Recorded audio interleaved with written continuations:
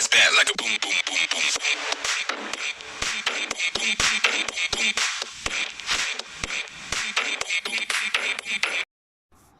Salut tout le monde, c'est Nocker. Donc aujourd'hui on se retrouve pour une vidéo. Donc alors on va faire un comparatif entre un filtre cornet, donc un filtre cornet qu'on peut retrouver partout pour pas cher.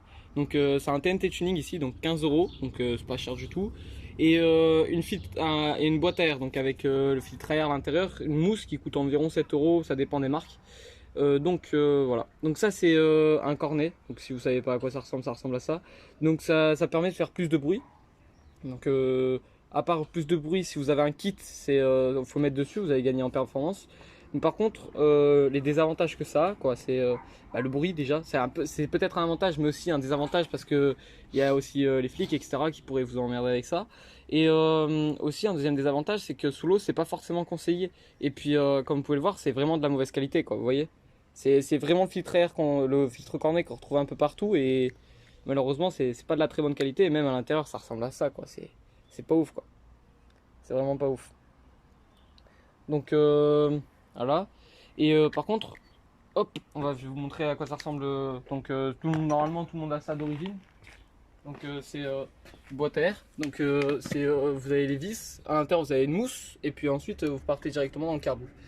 Voilà, ça c'est fait. Et du coup en fait ça permet juste de filtrer l'air pour éviter que votre carbu il ait des emmerdes, etc. Moi par exemple aussi, j'avais un filtre cornet. J'avais mis mon filtre cornet et en fait le problème c'est que j'ai perdu mon filtre cornet sur la route. Et avant de m'en rendre compte, parce que ça fait extrêmement beaucoup de bruit, et ben j'ai roulé sans. Et du coup mon carbu est devenu défectueux, quoi, à cause de ça. Voilà. Donc ça se met tout simplement ici, au niveau de là. Il faut démonter ici pour avoir un accès. Vous le mettez là, ensuite vous avez un collet de serrage, vous serrez et puis ça rentre, ça fait beaucoup de bruit. Donc là je vais vous mettre une vidéo avec le filtre à air et avec le filtre cornet. Et voilà. Franchement, je vous conseille vraiment plus une boîte à air parce qu'une boîte à air c'est mieux, quoi. Y a rien à dire, c'est mieux. À part si vous avez un kit, bien sûr. Et même, je connais des personnes qui ont des kits et qui mettent ça parce que franchement, c'est bien mieux. Parce que ça permet de pas se faire cramer par les flics, etc. Déjà qu'un kit ça fait du bruit, donc avec le pot, etc. Je vous en parle pas. Donc voilà, je vais vous mettre les deux vidéos maintenant. Voilà.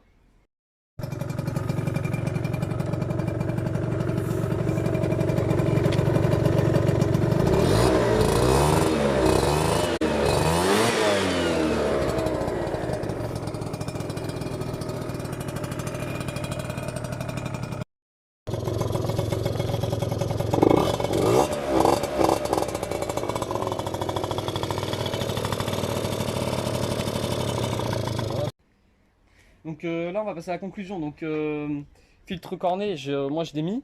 En 2 mois de temps, je vous le dis, hein, je l'ai mis. Donc, en 2 mois de temps, je me suis fait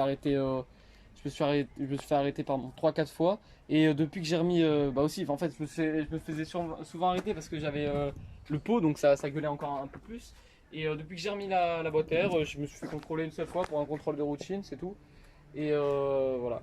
Donc maintenant, je vais vous dire combien ça m'a coûté la boîte à air plus la mousse à l'intérieur. Donc une mousse ça coûte environ 7-5 euros, c'est pas cher du tout.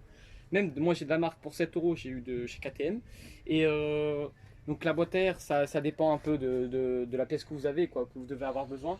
Moi je sais que sur internet je peux en trouver une d'occasion pour 10-15 euros, quoi, c'est pas cher. Bon, après on a aussi ça, donc ce truc que je mettrai plus jamais, je conseille vraiment pas, c'est 15 euros donc en moyenne. Et après, il faut savoir aussi un truc, c'est qu'il faudrait préparer une bougie parce que vous allez faire plusieurs réglages. Ça va vous demander 2-3 jours. Vous allez faire plusieurs réglages. Vous allez voir, vous allez niquer votre bougie. Vous allez pas réussir du premier jour, du premier tour, pardon. Et ensuite, il faut préparer aussi des gicleurs. Donc les gicleurs, ça coûte pas extrêmement cher. C'est 1,50 €, 3 euros, ça dépend d'où est-ce que vous allez. Et du coup, si on fait un peu un calcul, quoi, franchement, je vous le dis, mettez plus une boîte à air parce que ça consomme plus parce qu'il y a une plus grosse arrivée d'air, etc. Donc l'air essence il doit être un peu plus élevé, pareil pour le gicleur. Et puis ça fait plus de bruit, ça peut être un avantage comme un inconvénient. Et voilà, je le conseille juste vraiment pour des kits, c'est tout. Et encore même des kits que, comme je vous l'ai dit, mettez des boîtes à air. Donc voilà, on va se laisser là-dessus et ciao les gars, c'était Nocker.